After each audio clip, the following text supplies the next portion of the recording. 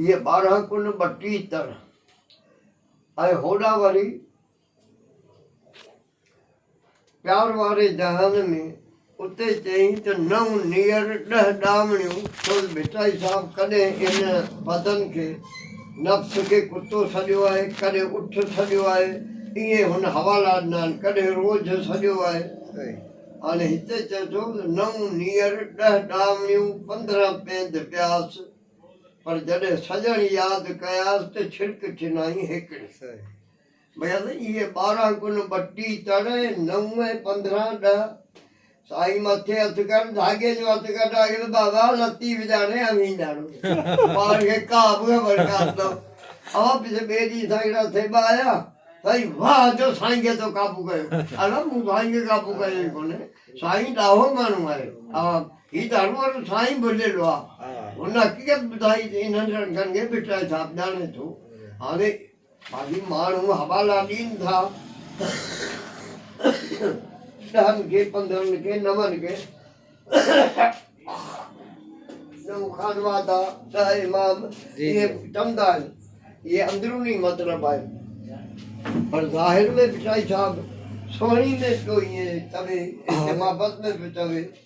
आए होते वरी 12 कुन 32 तर अरे किन किन चौदिया 32 दंद चया साल पिटाई साहब यो दंदन में सावन ये जो कुनन जी गाल पे अरे त इहो जेको अमीक आहे हिन में 12 कुन आहिनि 32 तर आहिनि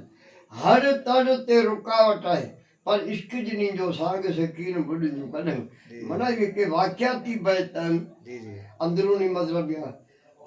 त साईं जा हथ मथे किताब बाबा पाण ॼाणो पर इथां नहीं बे टुटा जी हल मागे पीरे आगे तो वाह जो साईं खे मुंझाई त मुंझायो कोन्हे ॻाल्हि पुछी तूं त रहनुमाई थी जी हा पर साईं सची ॻाल्हि कई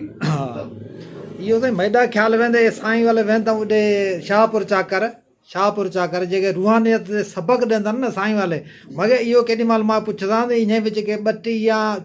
12 मेरे ख्याल या 14 सबक़ आहिनि ऐं सबक़ उंगन पिच लतीफ़े आहिनि जेके माना लताइफ़ ॿुधाईंदा आहिनि लतीफ़े जेके आहिनि उहे बि माना ऐं जॻह ते हथ रख पिए ज़िक्र करणु जेको उन हिसाब नाल मां भेण ई पासे इशारा न होवे इहे बि कादरी तरीक़े ते भिटाई बि कादरी तरीक़े ते आहे जेको हुनजो जेको सिलसिला आहे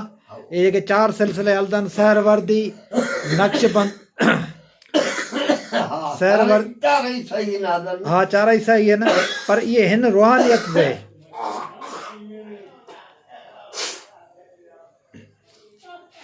ये हिन दूधी सुता पिया हो सोला थी वेंदी सुठी ना आहे अलावन दे हां